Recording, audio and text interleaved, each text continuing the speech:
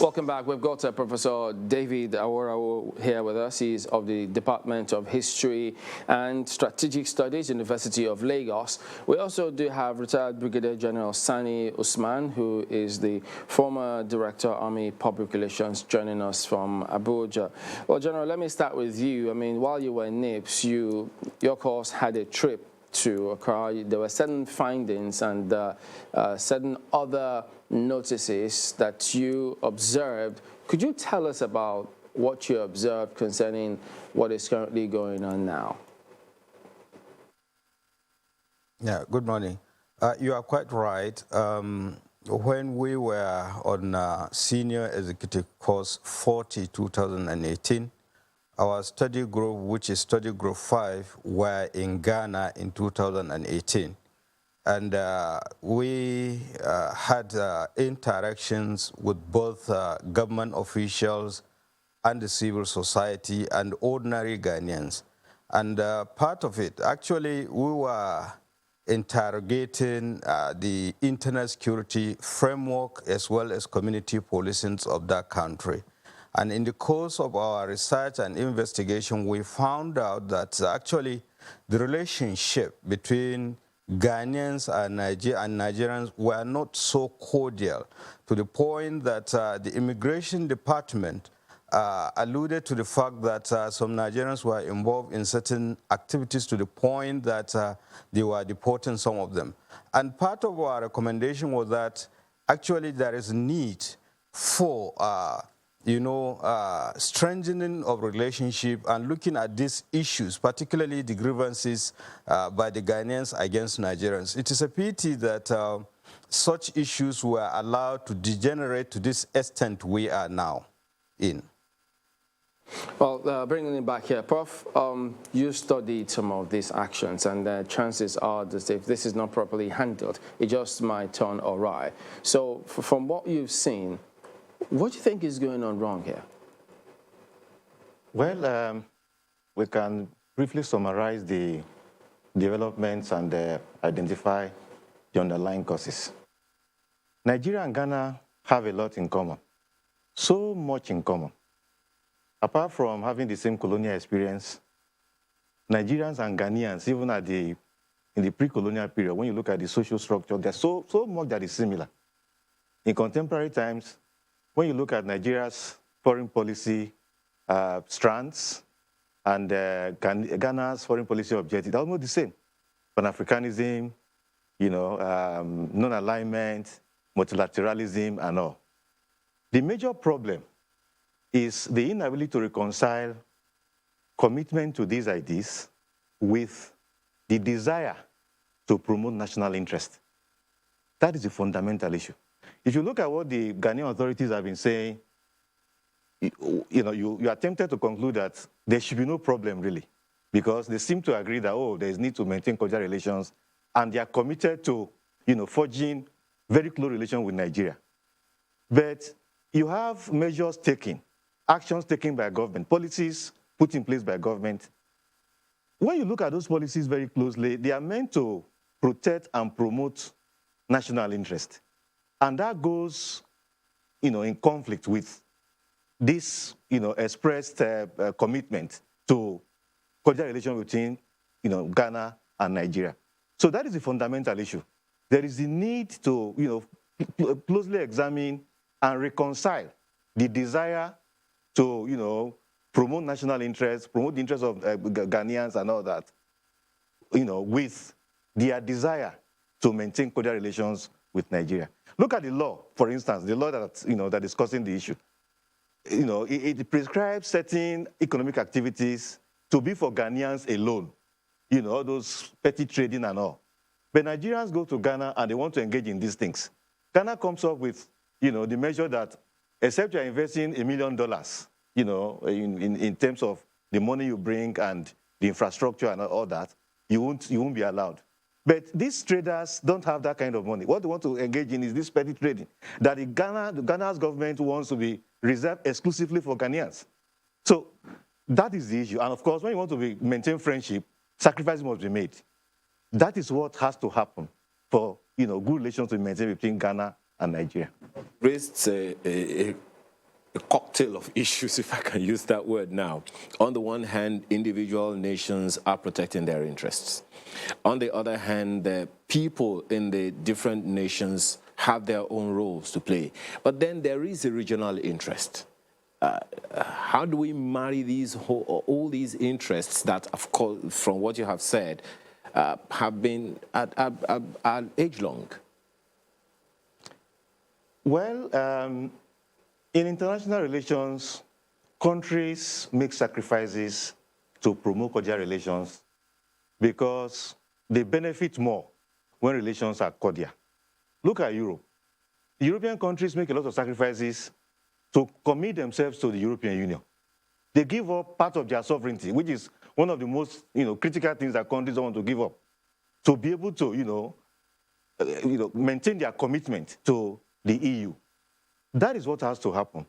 Countries are free to focus on protecting the interests of their people and promoting their national interest, but they should also be conscious of the fact that they need to make sacrifices to promote cordial relations, which is very central, very critical to their own development as well. So what countries do is to look at what they have that other countries don't have, and reciprocity takes place.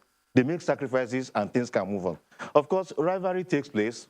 I agree with the general that when you interact with Ghanaians, forget about what the government, what the Nigerian government will say, what the Ghanaian government will say.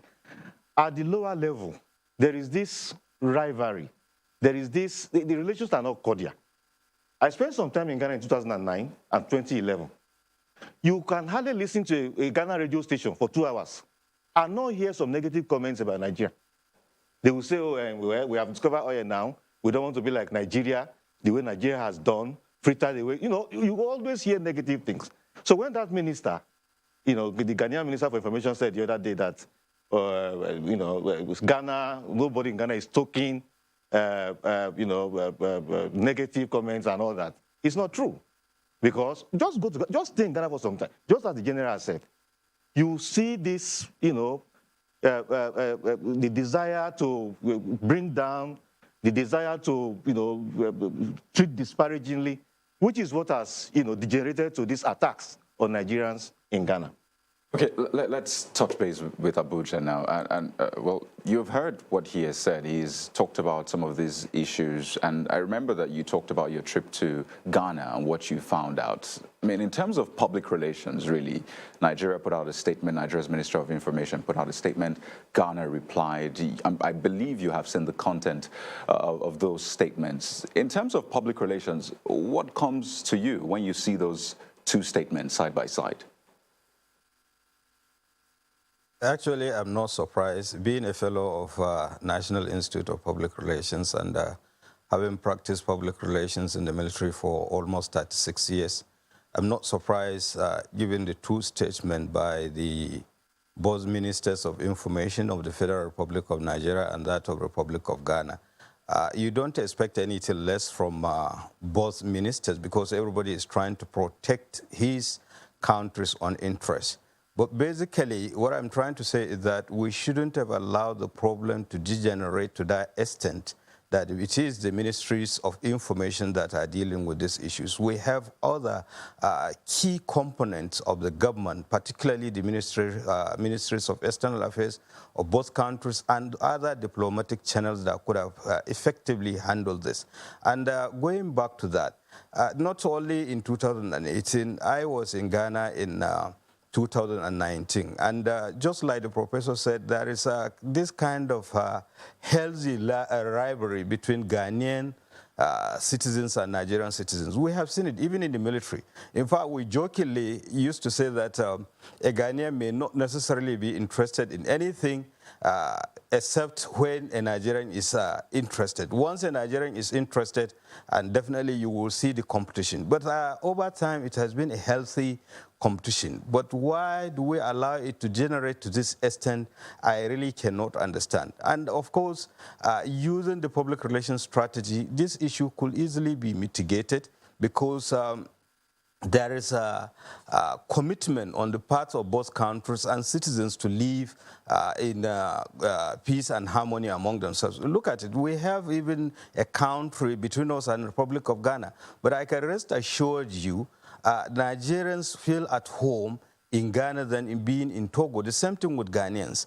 And I think it's a matter of reciprocal, just gestures, just like the professor has said. So we have to understand those areas that we have so much in common, especially in terms of regional and international relations, to the point that we should be the brothers that other African countries look at us, because an average African look at a Nigerian and a Ghanaian as if they are brothers and sisters wherever, no matter how otherwise you feel. But that is a sad reality. So we have to build on that, and public relations is basically about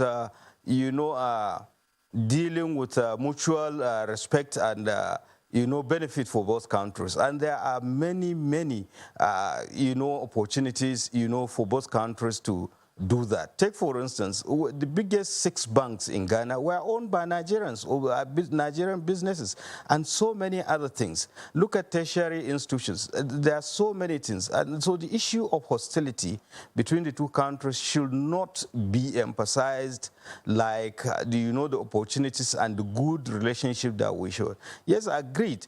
Quite a number of times the Ghanaians attribute their problems to Nigerians. And I could remember in 2015 when I was on course at Kofi Annan Peacekeeping Center, a Ghanaian looked at me straight in the face and said, well, we have never known armed robbery. It was Nigeria that brought armed robbery into our country. So there are negative comments all over. So it is not true for anybody to think that the relationship are that 100% cordial. But we have to emphasize those aspects, the historical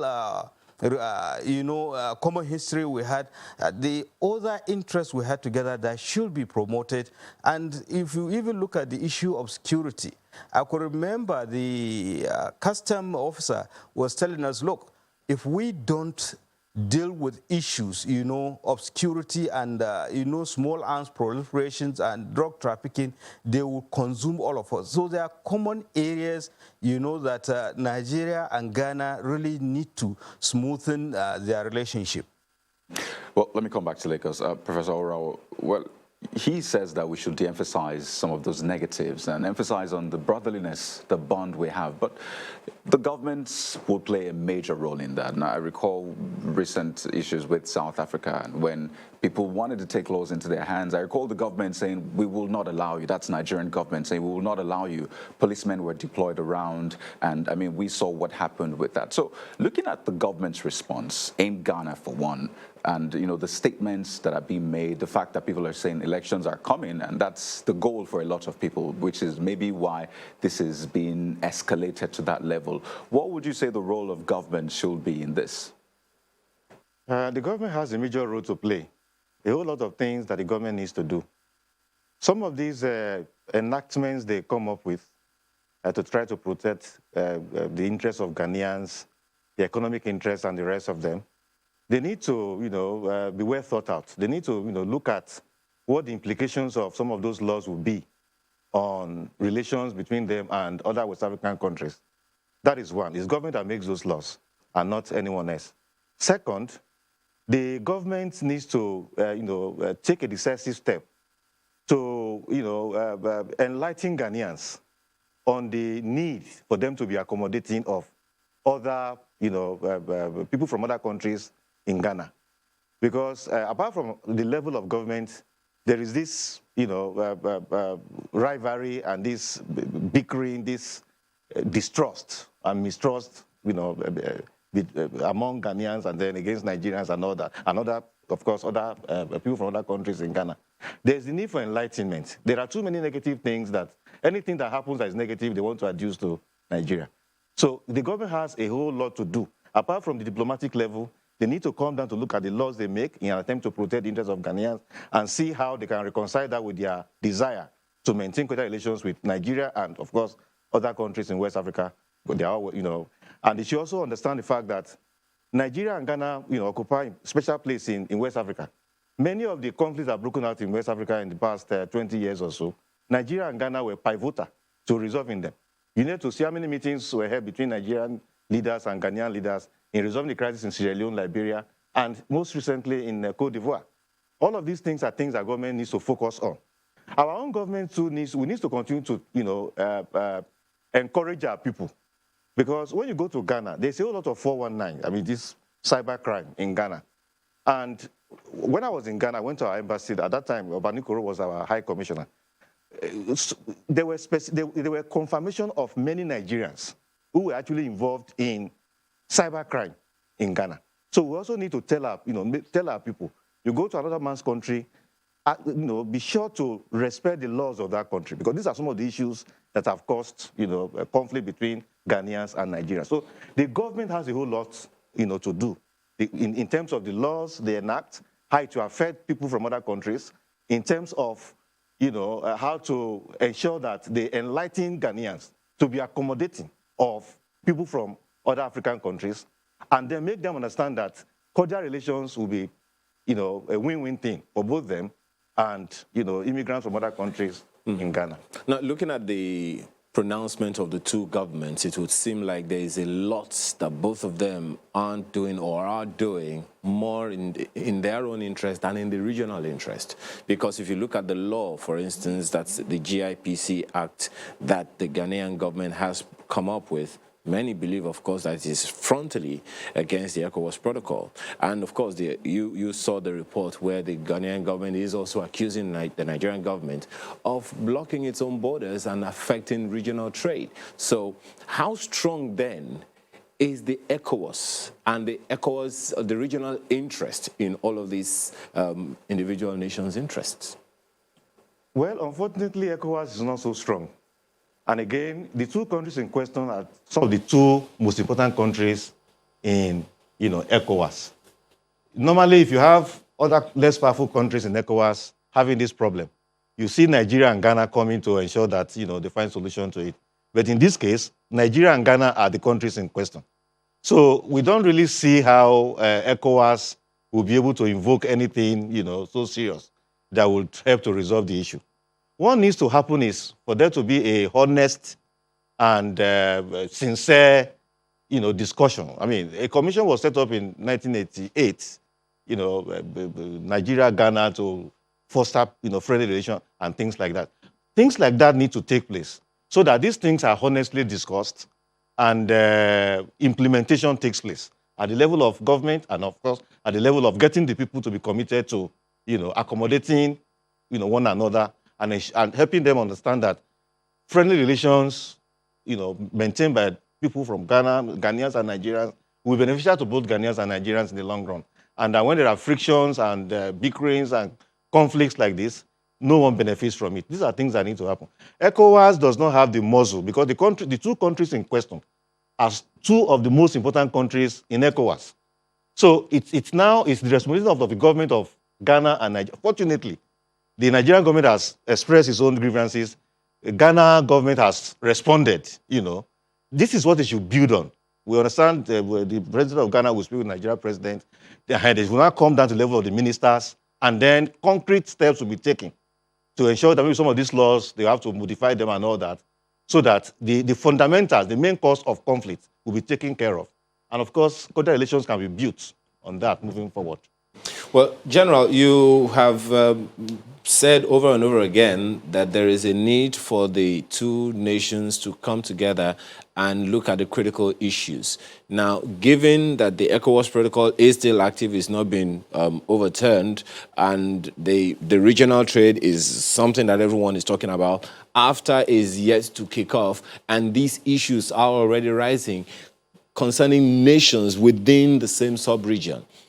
And it would also seem, from what you have said about the PR, that we are not communicating right. The individual nations need to find a way to communicate right to their citizens at home, especially in Ghana, where Nigerian businesses are being attacked. What do you think should be the way forward now, and as quickly as possible, so that things don't go worse, just as you said it could? I think there should be constructive engagement between both countries. And the starting point is at the governmental level. We have to look at the relationship between Ghana and Nigeria and to what extent it has been benefiting both countries, and emphasize on those aspects that will promote cordial relationship between both countries. And I quite agree with the professor. Both Nigeria and Ghana are the key pillars of the ECOWAS itself. And if these two elephants are fighting, naturally the grass suffers. And, by that, the citizens and trade and investment, economic well-being, social well-being and cultural well-being of both citizens will definitely suffer. And it will affect not just Nigeria and Ghana, it will affect other countries. And it's so unfortunate, really, that just like I said earlier on, that we allow the problem to degenerate to this extent, because there are so many avenues that we could have, explore so that the relationship could remain cordial, not to the point that we are in now. And basically, we have to look at even the ECOWAS protocol and all the rest of them. Because take, for instance, even the free movement. There was a particular instance where a Nigerian, because of the ECOWAS protocol, used to go to Ghana with an empty vehicle. And he will come out of Ghana empty. One day, one of the security officers decided to critically examine that vehicle. And we look at, he found out actually the lorry was articulated, and in between the compartments there were arms. The man has been trafficking arms. At the same thing with other, illicit drugs and what have you. So these are some of the issues that we have to look at. And what are those contentious issues? We have policies too that are inimical to Ghanaian, well-being and development. Take, for instance, the issue of closure of borders, and to what extent it has affected. And even in the statements of the minister of Ghanaian information minister, he made mention of the closure of border. And we know that they have huge population of unemployed youth, and economic crunch is all over. So some of our policies also affects the Ghanaian economy and the well-being of the Ghanaian people. At the same time, too, some of the Ghanaian policies, especially the Ghana Trade Investment Act of 2013, 865, to a large extent, more or less like targeted businesses associated with Nigeria. So there is need to sit down on the table and critically examine those issues, the contentious issues, to see how do we resolve them. And naturally, just like the professor said, you have to meet each other halfway, because we stand to benefit if there is a cordial relationship between Ghana and Nigeria in terms of peace and security and economic well-being. And the Ghanaians and Nigerians are the pillars of the West Africa. In fact, Africa as a whole, because I know the contributions in peacekeeping operations. Hardly Ghanaian troops will be deployed if Nigeria is not there. The same thing. And so we look at all this issue is continuous dialogue led by the government itself. Possibly at this level, maybe both presidents need to talk to themselves, and then, of course, they leave the rest to the Ministry of Foreign Affairs and other key government agencies, so that there will be, mutual relations. And of course, both countries have to enlighten their citizens. It's a continuous thing that, look, we are brothers, we are sisters, and we stand to benefit if there is a mutual relationship or cordial coexistence between Nigeria and Ghana. And like I said earlier on, no matter how hard you try to deny it, among African countries, people hardly distinguish between a Nigerian and a Ghanaian, especially, in fact, even within Africa itself, beyond the West African sub-region. Talk less of when you go outside in the world, and of course, maybe at the United Nations level and other countries. So these are issues that we have to look at, and the government has to lead in this instance. All right, gentlemen, we'll take your closing thoughts when we return in just a moment. Please join us again.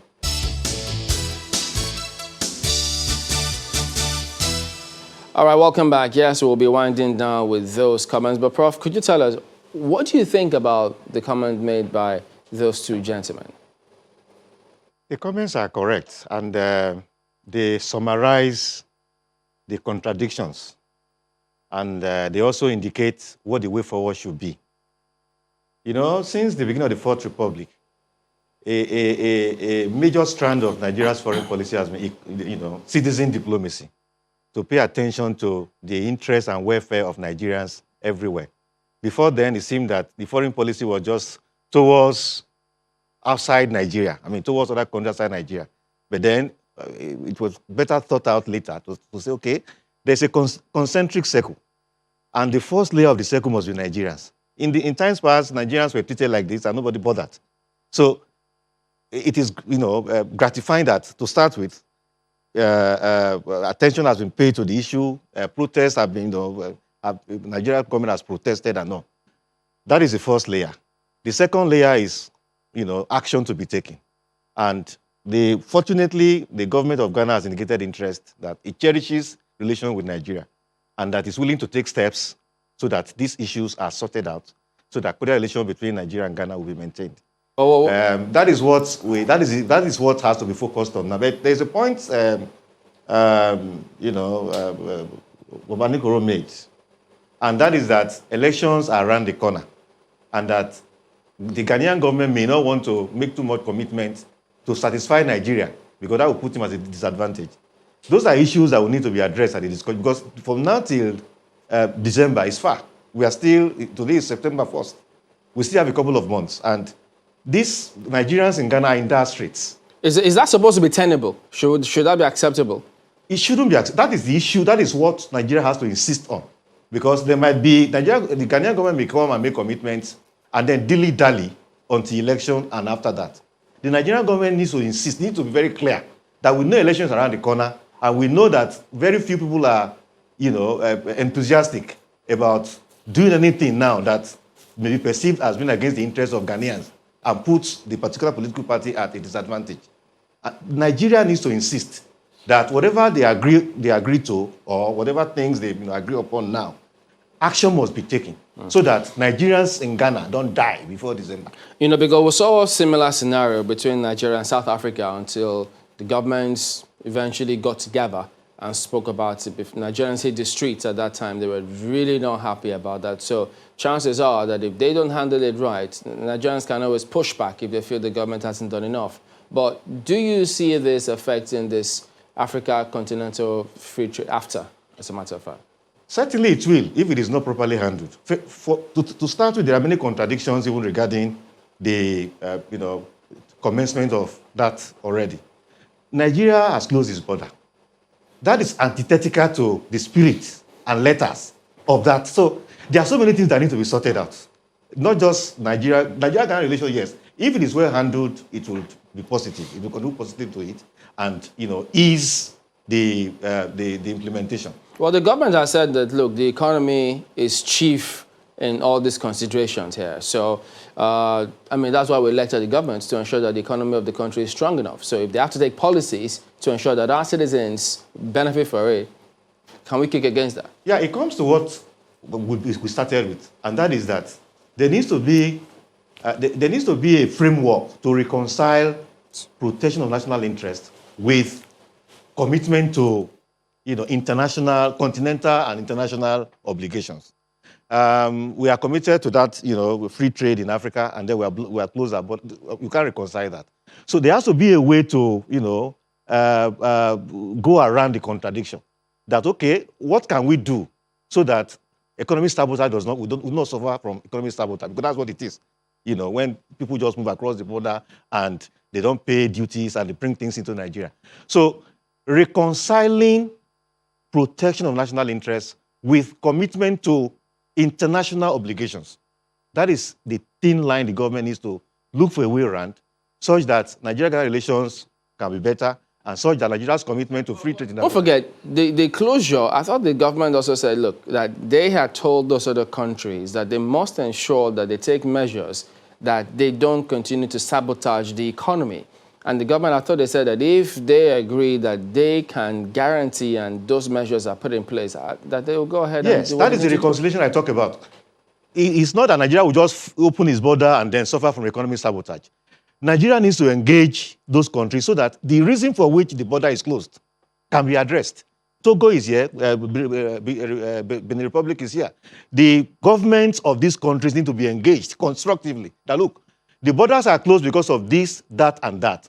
And for us to open it, in line with our commitment to free trade in Africa, you need to do this, that, and that. You recall that when this violence across the Tijani and Co. at that time, the government closed it. The president of Nairobi came to Nigeria. And when you study the pattern after that, for so many months after that, you didn't have any of such happening. That is what the government needs to do, to reconcile its protection of our own economic interests with Nigeria's commitment to international obligations. All right, let's go to Abuja now. General Usman, obviously the border closure will form a major issue in the deliberations and, of course, political considerations also. We've talked about the coming elections in Ghana. But first, I'd like to get your response to the two gentlemen that spoke, during the break, the angle from Mr. Abanikoro and Mr. Momodu talking about, 3 months or 4 months to the elections is a long time, especially a lot of people are waiting on the Nigerian government thinking, how will Nigeria act now? If you were to rate Nigeria's response, the Nigerian government's response, in the past few months we've had this hostility, according to the government. How would you rate the government? Yeah, I think the effort is not good enough. Let's be sincere about it, because Nigeria ought to walk the talk.